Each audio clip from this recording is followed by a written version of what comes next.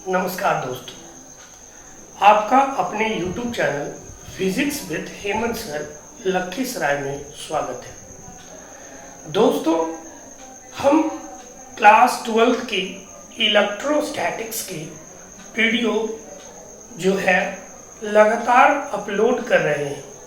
तो हमने पहली और दूसरी वीडियो अपलोड कर दी है। आज हम आपके सामने तीसरी वीडियो लेकर आए हैं। तो आइए हम तीसरी वीडियो को स्टार्ट करते हैं। तीसरी वीडियो को देखने से पहले जिन विद्यार्थियों ने, जिन बुद्धिजीवियों ने हमारा पहला वीडियो और हमारा दूसरा वीडियो नहीं देखा है, उनसे गुजारिश है कि वो पहला वीडियो और दूसरा वीडियो ज़रूर देखें। क्लियर है दोस्तों? हम अपने तीसरे वीडियो में शुरू करेंगे कूलम की कहानी। हम स्टार्ट करेंगे कूलम का नियम। हम क्या शुरू करेंगे? कूलम का नियम। हम स्टार्ट करेंगे बच्चों कूलम का नियम। अगर इस वीडियो से संबंधित कोई भी प्रॉब्लम हो तो आप कमेंट में ज़रूर लिखेंगे, मैं आपके प्रॉब्लम का रिप्लाई ज़रूर करूँगा। और सीखने और सिखाने के लिए आप वीडियो को कम से कम 2 बार ज़रूर देखें। ठीक है, तो आइए शुरू करते हैं कूलम का नियम। तो मैं सबसे पहले आपको बताऊं कि स्थिर वैद्युतिकी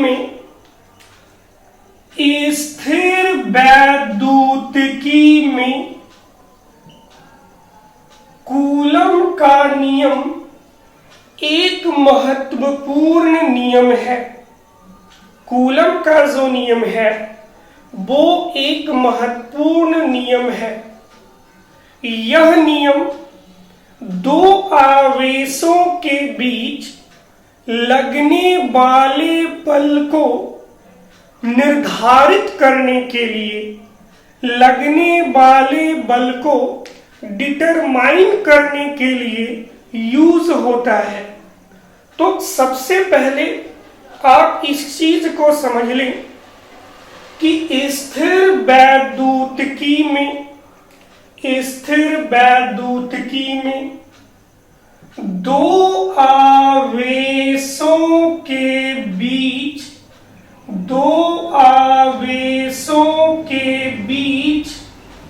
बल का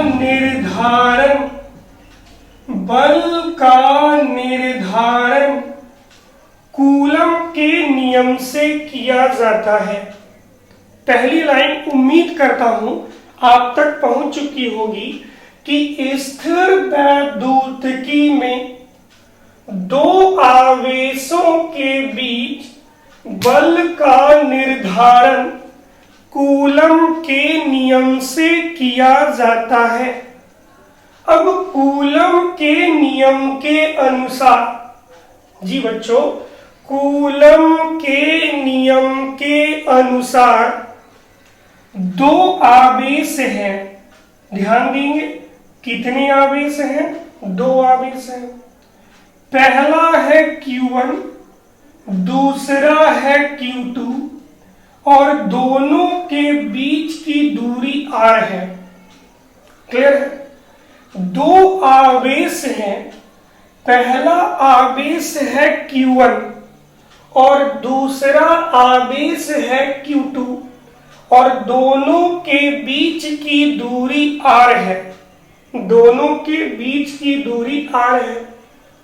तो कहा गया कि दोनों के बीच लगने वाला बल, दोनों के बीच लगने वाला बल आवेशों के गुणनफल के समानुपाती, लगने वाला जो बल है वो आवेशों के गुणनफल के समानुपाती। दूसरा कहता है कि लगने वाला बल बीच की दूरी के वर्ग के व्युत्क्रमानुपाती होता है। बीच के दूरी के वर्ग के व्युत्क्रमानुपाती होता है। चलिए बच्चों, हम इतनी बातों को एक रिकैप कर लेते हैं, इतनी बातों को जल्दी में एकदम क्लियर कर लेते हैं और फिर कहानी को आगे बताएंगे। मैंने कहा स्थिर वैद्युतिकी में कूलम का नियम है जो दो आवेशों के बीच बल का निर्धारण करती है। कूलम के नियम के अनुसार दो आवेशों के बीच जो लगने वाला बल है वो आवेशों के गुणनफल के समानुपाती और उनके बीच के दूरी के वर्ग के व्युत्क्रमानुपाती होता है। तो मैंने दो आवेश माना, पहला Q1 माना, दूसरा Q2 माना और दोनों के बीच की दूरी R मानी। तो कहता है लगने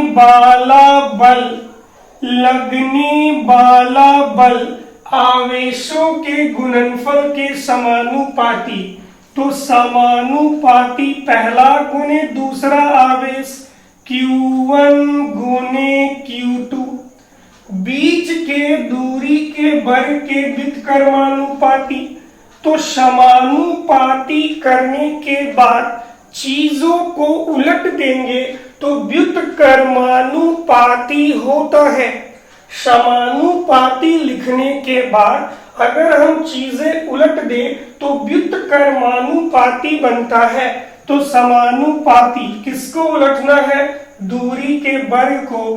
तो 1/r²। तो आपने पहला देख लिया F समानुपाती Q1 इंटू Q2 और F समानुपाती 1/r²। उम्मीद है कि आपने यहाँ तक चीजें एकदम क्लियर समझ लिया होगा। अब मैं इसके आगे आपको समझाता हूँ, आप ध्यान से इस वीडियो को देखते रहें, है ना। तो यहाँ तक अगर चीजें क्लियर है तो हम दोनों नियम को एक साथ मिला देंगे। हम दोनों नियम को एक साथ क्या करेंगे? मिला देंगे। तो आइए देखते हैं। चूंकि F समानुपाती Q1 इंटू Q2, चूंकि F समानुपाती Q1 इंटू Q2 समानुपाती 1/r², इसलिए F समानुपाती दोनों को इकट्ठे मिला लें। अगर दोनों को इकट्ठे मिला लें तो Q1 इंटू Q2/r²। समानुपाती हटाएंगे, एक कांस्टेंट आता है और कांस्टेंट यहाँ पर K आता है। तो K लिख दिया Q1 इंटू Q2/r²। तो F बराबर Q1 इंटू Q2/r²। ठीक है, आप यहाँ तक चीजों को समझ सके हैं। आपने हिंदी समझ ली और हिंदी को हमने मैथ्स में ड्राइव कर लिया। F समानुपाती Q1 Q2/r²।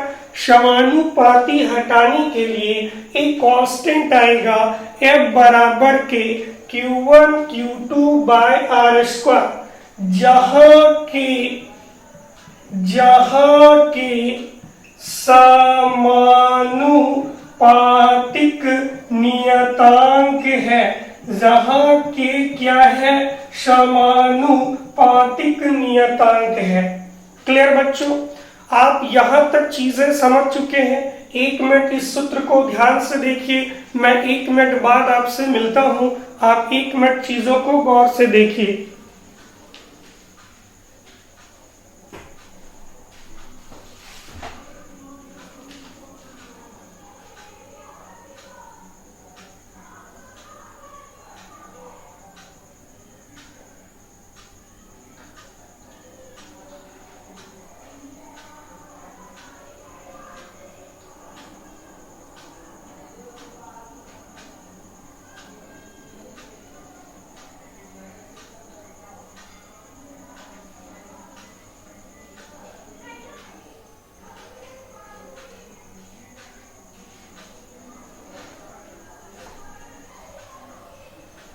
चलिए, उम्मीद करता हूं कि आपके मन में फॉर्मूला याद हो गया होगा।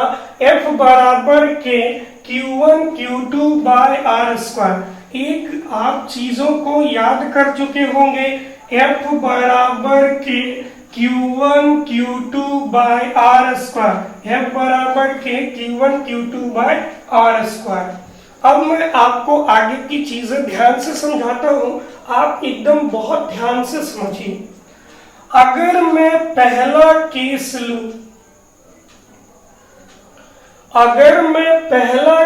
लूं, पहले केस में क्या है कि Q1 और Q2 का जो गुणनफल है वो 0 से बड़ा है।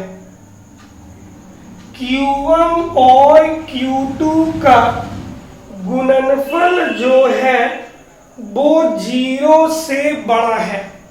तो आप मुझे ये बताइए कि Q1 और Q2 का गुणनफल 0 से बड़ा है, तो 0 से बड़ा है यानी वो पॉजिटिव है, क्योंकि आप जानते हैं कि 0 से बड़ा धनात्मक होता है। 0 से बड़ा क्या होता है? धनात्मक होता है।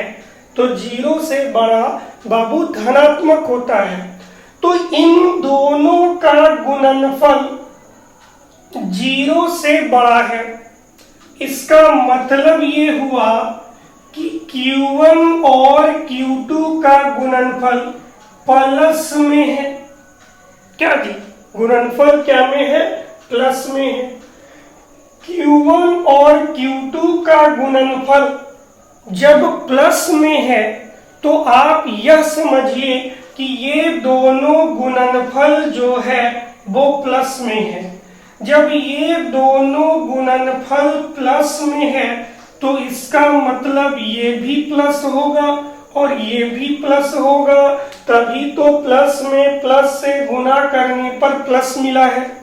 या फिर ये हो सकता है कि पहला भी माइनस हो और दूसरा भी माइनस हो, तभी तो माइनस में माइनस से गुना करने पर प्लस हुआ है। चलिए, उम्मीद आप समझ चुके होंगे, लेकिन एक बार मैं आपके लिए चीजें दोहरा देता हूं। मैंने पहला केस लिया, मैंने पहली स्थिति ली Q1 into Q2 greater than 0। Q1 और Q2 0 से बड़ा है। तो 0 से बड़ा होता है कब? कब होता है बड़ा? 0 से बड़ा कब होता है? जब दोनों के गुणनफल प्लस में होते हैं। दोनों के गुणनफल यानी दो संख्या है या दो अंक है, दोनों का गुणनफल प्लस में होगा। लेकिन गुणनफल प्लस में कब होगा? जब दोनों की दोनों संख्याएं या तो प्लस में हो या तो माइनस में हो, क्योंकि प्लस गुने प्लस प्लस और माइनस गुने माइनस माइनस, तो दोनों आपके या तो प्लस या तो माइनस। अब दोनों या तो प्लस या तो दोनों माइनस, यानी दोनों जो है एक समान आवेश है। दोनों के दोनों कैसे हैं? एक समान आवेश है। और जब दोनों के दोनों एक समान आवेश है तो कौन सा बल लगेगा? प्रतिकर्षण बल लगेगा। यानी Q1 इंटू Q2 ग्रेटर 0, तो गुणनफल पॉजिटिव, तो दोनों नंबर या तो प्लस या तो माइनस, यानी दोनों एक समान है। और एक समान होने के कारण दोनों के बीच प्रतिकर्षण बल लगेगा। दोनों के बीच क्या लगेगा? प्रतिकर्षण बल लगेगा। यानी कूलम का जो बल है, कूलम का जो बल है वो प्रतिकर्षण वाला बल भी हो सकता है। ये मैंने आपको सिखाने की, समझाने की कोशिश की है, जो आपके बोर्ड पे दिख रहा था। अब आइए केस 2 का अवलोकन करें। केस 2 को हम सीखें कि केस 2 क्या कहता है। अगर Q1 और Q2 स्मॉलर होगा 0 से, दो नंबर का दो संख्या का गुणनफल अगर 0 से छोटा है, दो संख्या का गुणनफल अगर 0 से छोटा है, 0 से क्या है, छोटा है, जी हाँ 0 से छोटा है, तो क्या संभावनाएं बनती है? संभावनाएं बनती है कि Q1 और Q2 का जो गुणनफल होगा वो माइनस में होगा ना, क्योंकि माइनस ही 0 से छोटा है। अब माइनस में है तो संभावना बनती है कि पहला माइनस में हो और दूसरा प्लस में हो, क्योंकि माइनस गुने प्लस तभी तो माइनस। या संभावना बनती है कि पहला प्लस में हो और दूसरा माइनस में हो, तो प्लस गुने माइनस तब भी माइनस की संभावना बनती है। Q1 गुने Q2 छोटा है, स्मॉलर है 0 से। जब 0 से छोटा है तो दोनों का जो गुणनफल है, दोनों का जो गुणनफल है वो माइनस में होगा, और जब दोनों के दोनों गुणनफल माइनस में होंगे, दोनों के दोनों गुणनफल क्या में होंगे, माइनस में होंगे, तो संभावना है कि पहला संख्या भी माइनस में हो, दूसरा संख्या भी प्लस में हो, तभी तो माइनस गुने प्लस माइनस होगा। या पहला प्लस में हो दूसरा माइनस में हो तो प्लस गुने माइनस माइनस होगा। तो आप ये एकदम भली भांति देख रहे हैं कि पहला माइनस दूसरा प्लस, या पहला प्लस या दूसरा माइनस, यानी दोनों असमान आवेश है। और जब दोनों असमान आवेश है तो इनमें लगने वाला बल आकर्षण बल होगा। इनमें लगने वाला बल कैसा बल होगा, आकर्षण बल होगा। यानी आप और हम ये कह सकते हैं कि वैद्युत बल, कूलम बल जो है वो प्रतिकर्षण वाला भी हो सकता है और आकर्षण वाला भी हो सकता है। एक मिनट आप इसे ध्यान से देखिए, 1 मिनट के बाद मैं आगे की कहानी शुरू करता हूं। 1 मिनट बिल्कुल ध्यान से देखिए।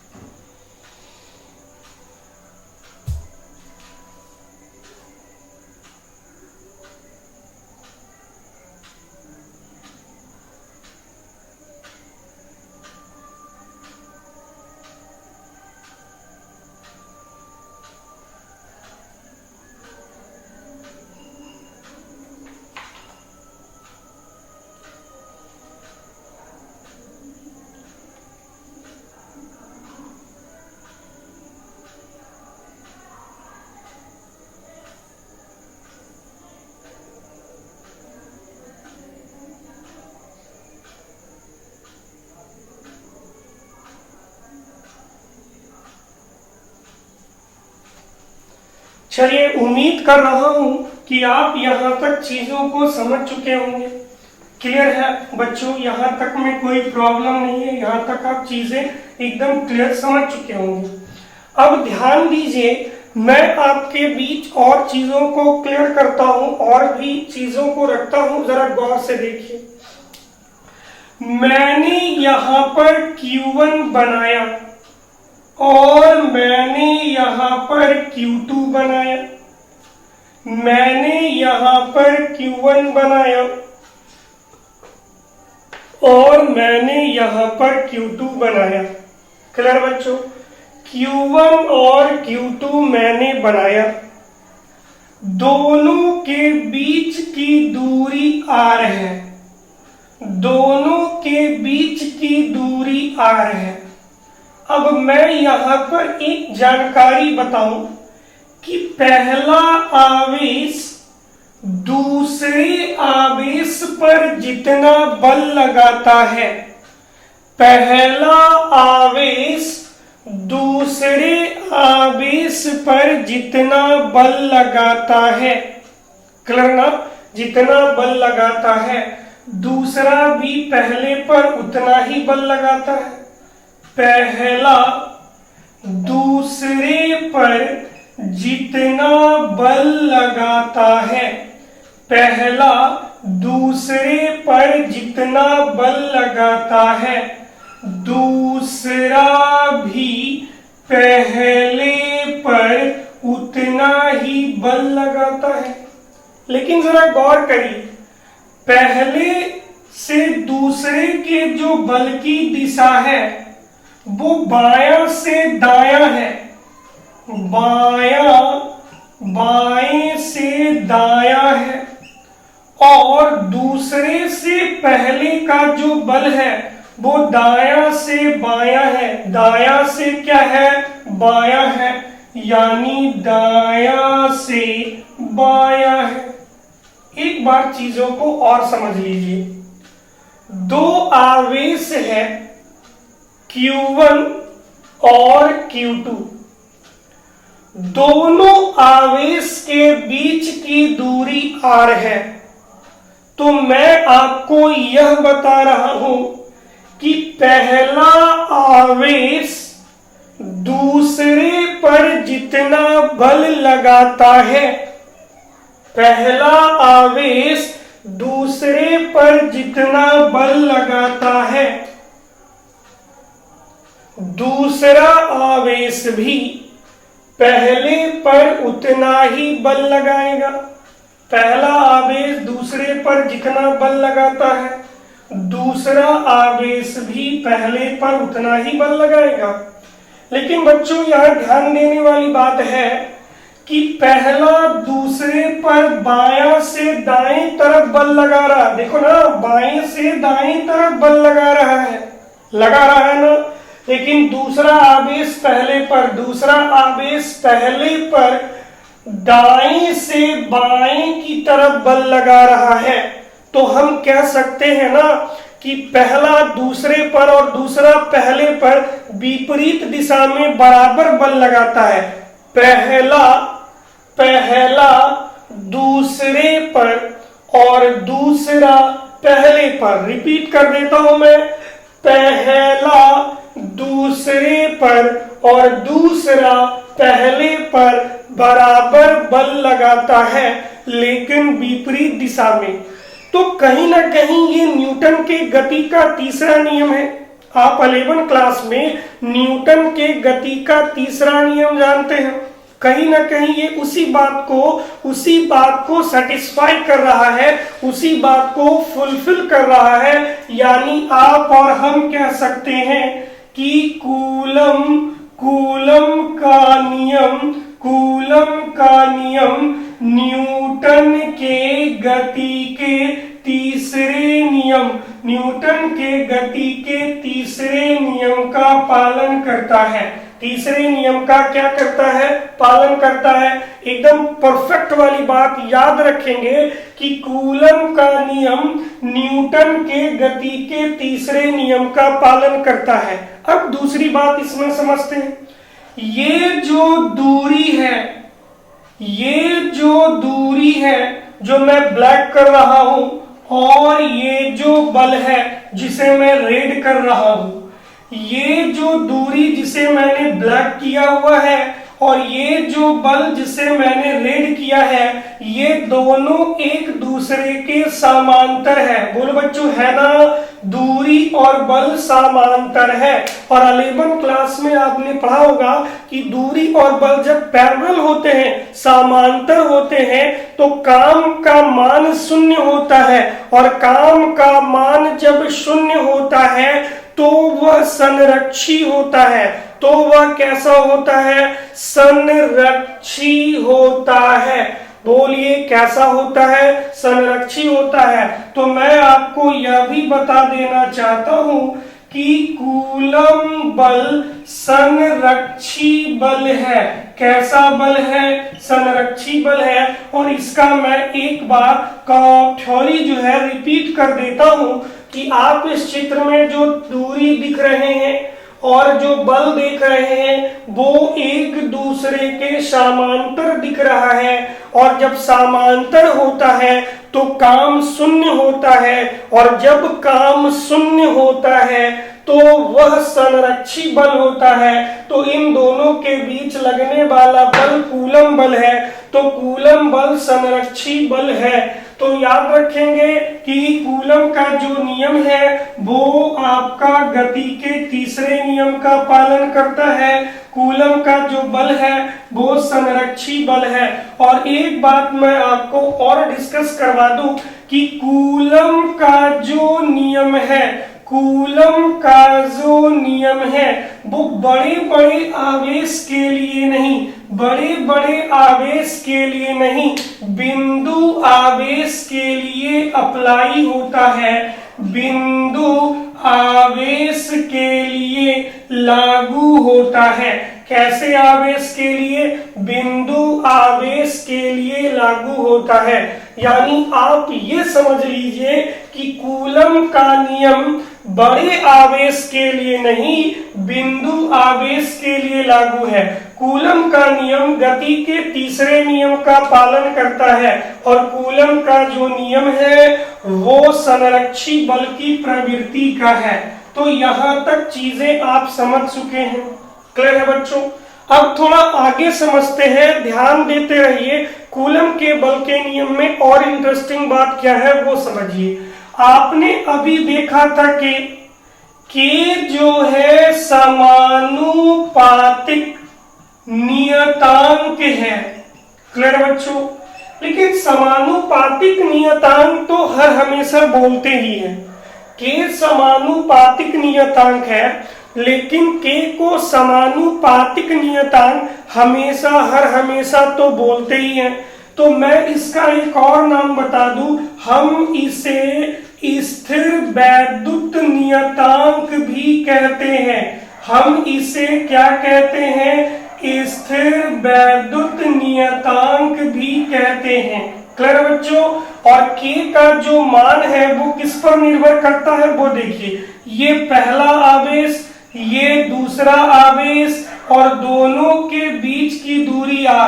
तो दोनों के बीच जो जगह है उसमें कोई ना कोई बीच में कोई ना कोई माध्यम होगा, कोई ना कोई क्या होगा? माध्यम होगा। तो दो आवेशों के बीच, जरा गौर से समझिए, दो आवेशों के बीच, दो आवेशों के बीच के माध्यम की प्रवृत्ति पर, दो आवेशों को अलग करने वाले माध्यम की प्रवृत्ति पर स्थिर वैद्युत नियतांक निर्भर करता है। यानी मैं बता दूं, स्थिर वैद्युत नियतांक दो आवेशों को अलग करने वाले माध्यम की प्रकृति पर निर्भर करता है। दो आवेशों को अलग करने वाले माध्यम की प्रकृति पर निर्भर करता है। याद कर लीजिए बच्चों, के समानुपातिक नियतांक है, के को स्थिर वैद्युत नियतांक भी कहते हैं। दो आवेशों के बीच जो दूरी है उस दूरी में कोई ना कोई माध्यम होगा। उसी माध्यम के नेचर पे, वो माध्यम कैसा है उस माध्यम के नेचर पर के का मान निर्भर करता है, के का वैल्यू निर्भर करता है। तो हमने आपको बता दिया कि के का मान दो आवेशों को अलग करने वाले माध्यम की प्रकृति पर निर्भर करता है। अब प्यारे बच्चों, मैं आपको यह बता दूं कि के का मान एक होता है कौन सी पद्धति में? सीजीएस पद्धति में के का मान होता है एक। कौन सी पद्धति में? एक होता है सीजीएस पद्धति में। क्लियर बच्चों? और एसआई पद्धति में, एसआई पद्धति में के का मान 1/4 पाई एब्सोल्यूट नॉट। ये जो पुराना 8 है, ये जो पुराना 8 है उसके नीचे एक लड्डू दे दीजिए। ये जो पुराना 8 है इसके नीचे एक लड्डू दे दीजिए और इसे हम कहेंगे और पढ़ेंगे एब्सोल्यूट नॉट। हम बच्चों क्या पढ़ेंगे? एब्सल्यूट, मेरे साथ उच्चारण करने की कोशिश कीजिएगा, एब्सल्यूट नॉट, एब्सल्यूट नॉट। और हम इसे फिजिक्स की भाषा में निर्वात की विद्युतशीलता कहते हैं। क्या कहते हैं? निर्वात की विद्युतशीलता कहते हैं। के का मान एसआई पद्धति में 1/4 पाई एब्सल्यूट नॉट, पुराना 8 लिखिए, उसके नीचे 0 दीजिए, तो पढ़िए एब्सल्यूट नॉट निर्वात की विद्युतशीलता के बराबर 1/4 पाई एब्सल्यूट नॉट। इसलिए प्यारे बच्चों एफ बराबर के का मान तो हो गया 1/4 pi absolute nought Q1 into Q2 by R square. F बराबर 1/4 pi absolute nought Q1 into Q2 by R square. ये फॉर्मूला प्यारे बच्चों इस चैप्टर में ही इंपॉर्टेंट नहीं है, यह फॉर्मूला नाभिक में, परमाणु में बहुत इंपॉर्टेंट रोल अदा करता है। जब आप बोर का मॉडल पढ़ते हैं तो उस समय इसकी चर्चा होती है और उस समय हम इसी फॉर्मूला को लगाते हैं। तो F बराबर 1/4 pi absolute nought Q1 into Q2 by R square होता है। और यही कूलम के बल का नियम है, यही कूलम के बल का सूत्र है। तो एग्जाम में अगर आ जाए कि कूलम का नियम लिखें तो आप हिंदी की बातें लिख सकते हैं और आप मैथ को जितना छोटा कर सकते हैं, केस 1 नहीं लिखेंगे, केस 2 नहीं लिखेंगे, आप डायरेक्ट वहां से समानुपाती करेंगे और करने के बाद के बराबर लिखेंगे और लिखने के बाद के का वैल्यू इतना होता है ये लिखेंगे और लिखने के बाद चीजें यहाँ तक डिलीवर कर देंगे। आपके 2 मार्क्स बन जाएंगे कूलम के नियम। तो आप यहाँ तक नोट करें, यहाँ तक चीजें एक बार रिवाइज करें, उसके बाद आगे चलते हैं।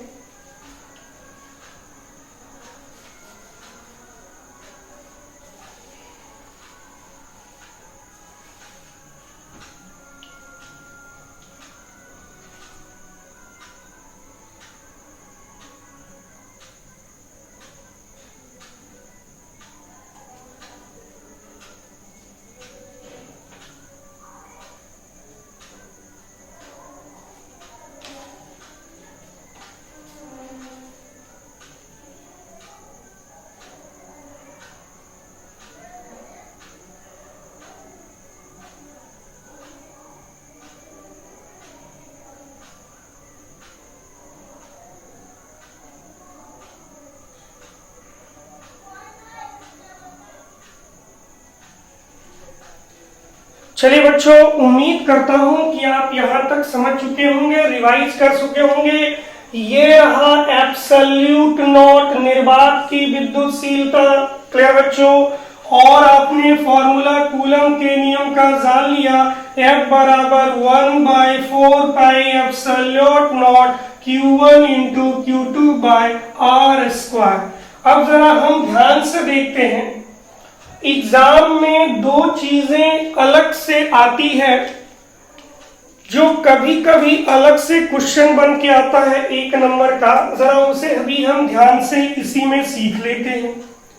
सवाल आता है कि निर्वात की विद्युतशीलता, निर्वात की विद्युतशीलता जिसे हम लोगों ने एब्सल्यूट नॉट कहा, एब्सल्यूट नॉट, क्या कहा बच्चों? एब्सल्यूट नॉट, क्लियर है। अब इसका मात्रक पूछ देता है, कभी कभी एग्जाम में इसका मात्रक पूछ देता है और कभी कभी इसका बीमा पूछ देता है, कभी कभी इसका मात्रक पूछ दिया जाता है, कभी कभी इसका बीमा पूछ दिया जाता है। और शायद हाल के 1-2 साल पहले भी इस तरह के सवाल आ चुके हैं कि निर्वात की विद्युतशीलता का मात्रक क्या है, तो इसका एक इम्पोर्टेंसी बन जाती है कि अगर आप कूलम के नियम को सीख रहे हैं और पहली बार एब्सोल्यूट नॉट को डिस्कस कर रहे हैं, तो एक फर्ज बन जाता है कि इसका मात्रक सीखें, इसका मान सीखें, इसका बीमा सीखें। मात्रक सीखें, इसका मान सीखें, इसका बीमा सीखें। तो आइए मैं पूरा डिस्कस करता हूं कि ये क्या होता है और मात्रक, बीमा और मान कैसे निकालते हैं। तो आइए मात्रक को हम समझाते हैं, ध्यान दीजिए, मात्रक के बारे में डिस्कस करते हैं। देखिए, F बराबर 1/4 pi absolute nought Q1 Q2 by R square. ये आपने फॉर्मूला डिस्कस किया 1/4 pi absolute nought Q1 Q2 by R square. इसे क्रॉस करेंगे, क्रॉस कर दीजिएगा इसे, तो F गुने 4 पाई एब्सोल्यूट नॉट गुने R square, F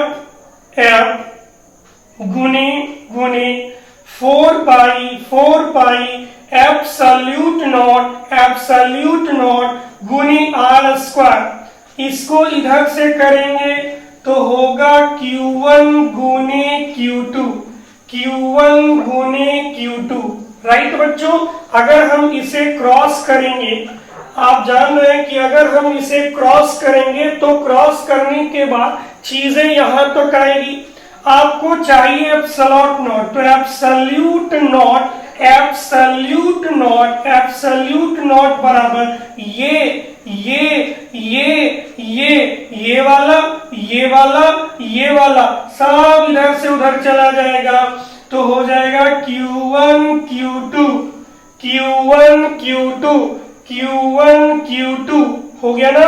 divide F गुने 4 पाई इंटू R स्क्वायर। क्या ऐसा होगा बच्चों?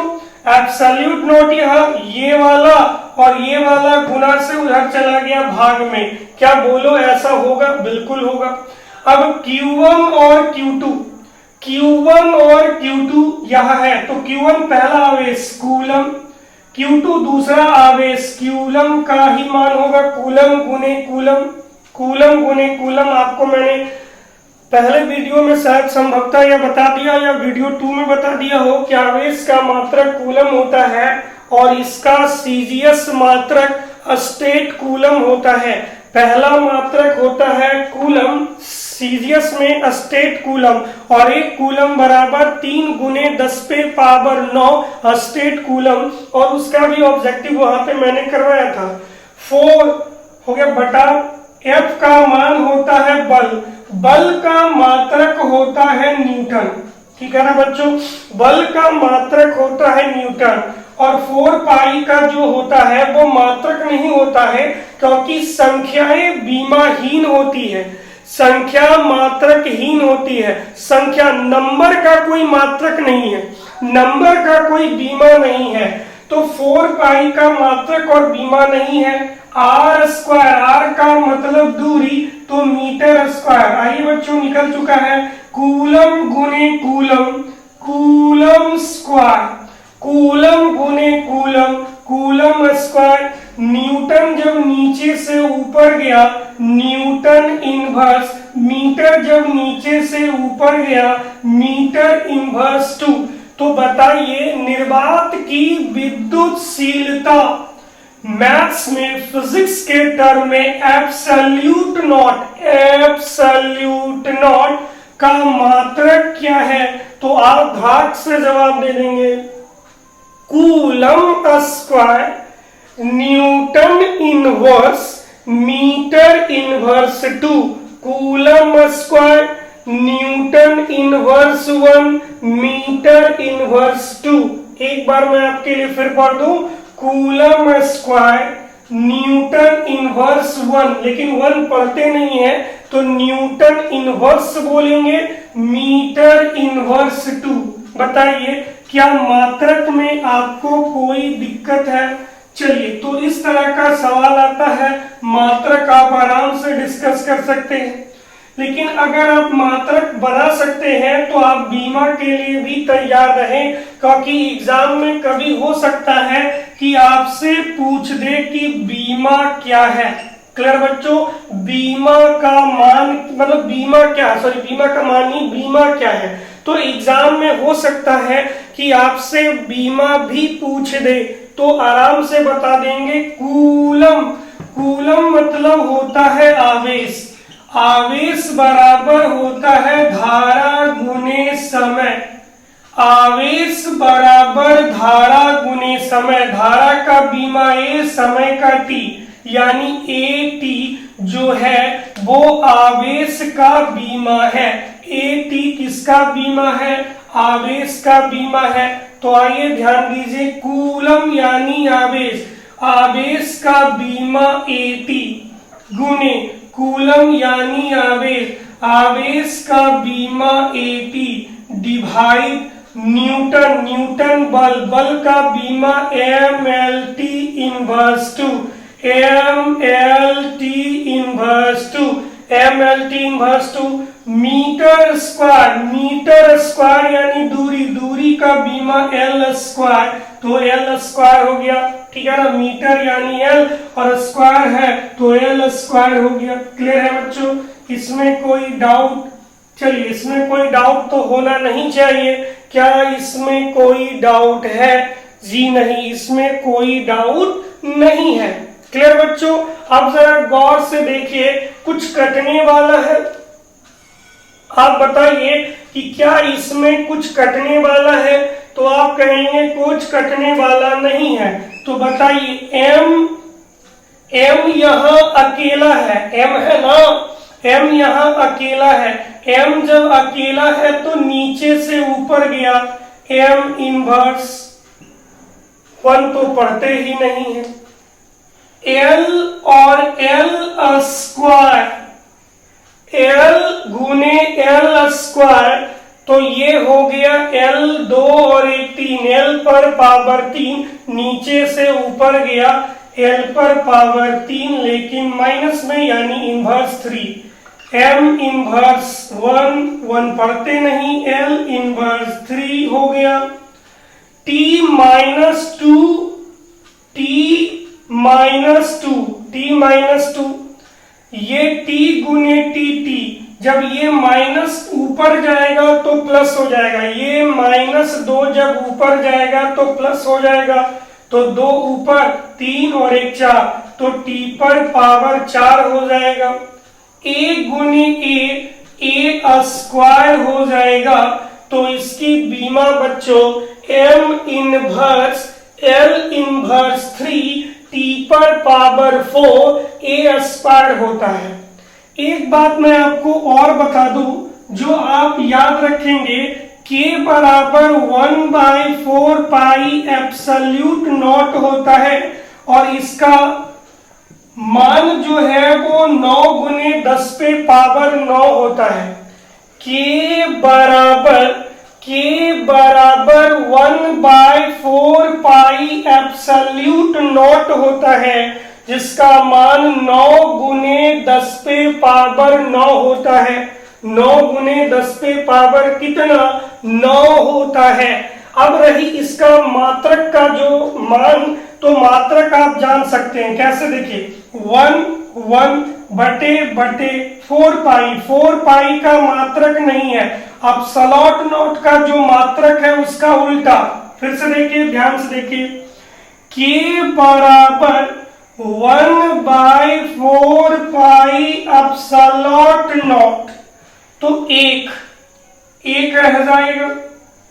4 पाई का तो मात्रक होता ही नहीं है। एब्सोल्यूट नॉट का मात्रक अभी मैंने निकालकर सिखाया था, coulomb square newton inverse metre inverse 2। ध्यान से देखो बच्चों, k बराबर 1/4 पाई एप्सिलॉन नॉट, इस टोटल का जो मान होता है वो प्रयोग में 9 गुने 10 पे पावर 9 होता है। 9 गुने 10 पे पावर कितना? 9। 9 गुने 10 पे पावर कितना? 9 होता है। क्लियर हो गया?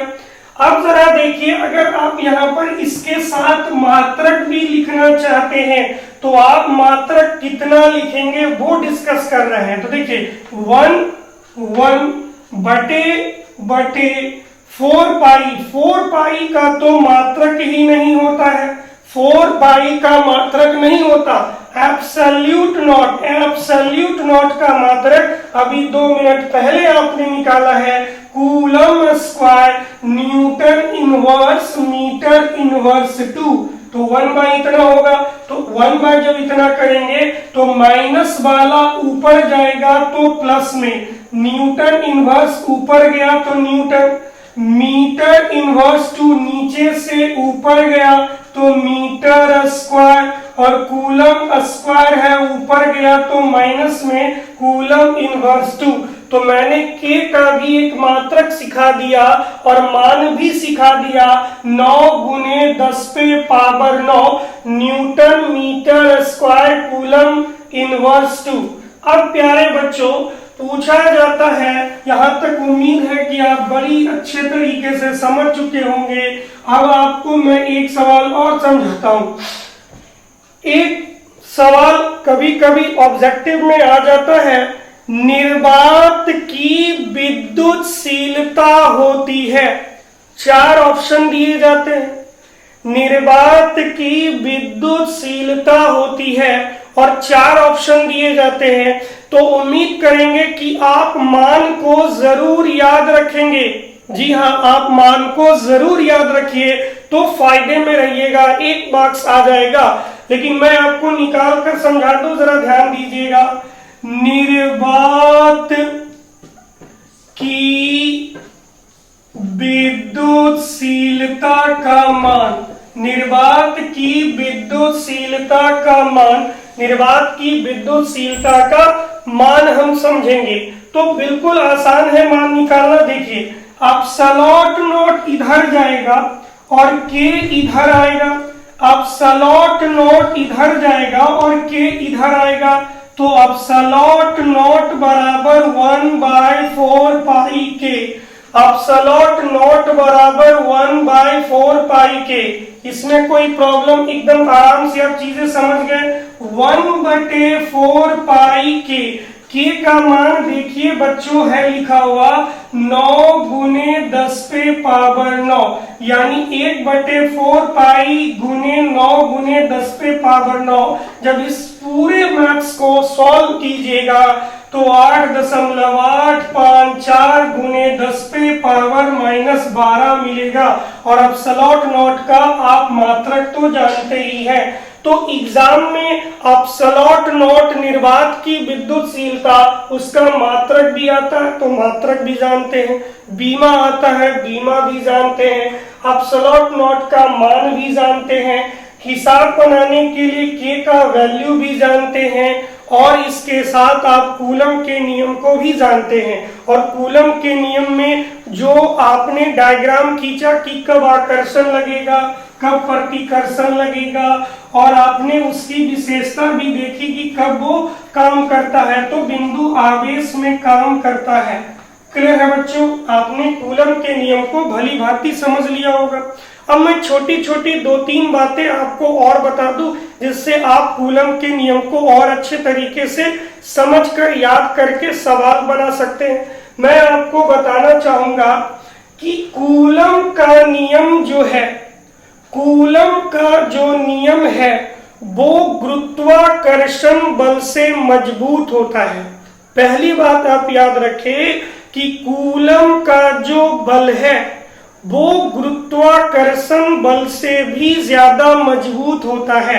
कूलम बल गुरुत्वाकर्षण बल से ज्यादा मजबूत होता है। दूसरी बात, कूलम का जो बल है वो 10 पे पावर -15 मीटर से कई किलोमीटर तक लागू है। कूलम का जो नियम है वो 10 पे पावर -15 मीटर से कई किलोमीटर तक लागू है। लेकिन अगर 10 पे पावर -15 मीटर से कम दूरी हो तो कूलम का नियम लागू नहीं है। यानी कूलम का नियम 10 पे पावर -15 मीटर से लगना प्रारंभ होगा और जितना दूरी आप दे दे वहां तक लगेगा। लेकिन 10 पे पावर -15 मीटर और 10 पे पावर -15 मीटर नाभिक की दूरी होती है, यानी नाभिकीय दूरी भी बोल सकते हैं। तो नाभिकीय दूरी से अगर कम दूरी हो वो उस समय कूलम का नियम नहीं लगा पाएंगे। तो प्यारे बच्चों, हमने इस वीडियो में कूलम के नियम को भली भांति समझ लिया। कूलम से जुड़े हुए टोटल डाउट्स हमने एक एक करके रख दिए। अगर आपको वीडियो अच्छा लगता है तो आप वीडियो को शेयर जरूर करेंगे और चैनल को सब्सक्राइब करना नहीं भूलेंगे। तो आप लोगों का जो है बहुत बहुत धन्यवाद। आप ऐसे ही हमारे वीडियो को यूं ही प्यार देते रहिए। मैं इसका अगला वीडियो जल्द ही आपके सामने लेकर आऊंगा। Thank you very much.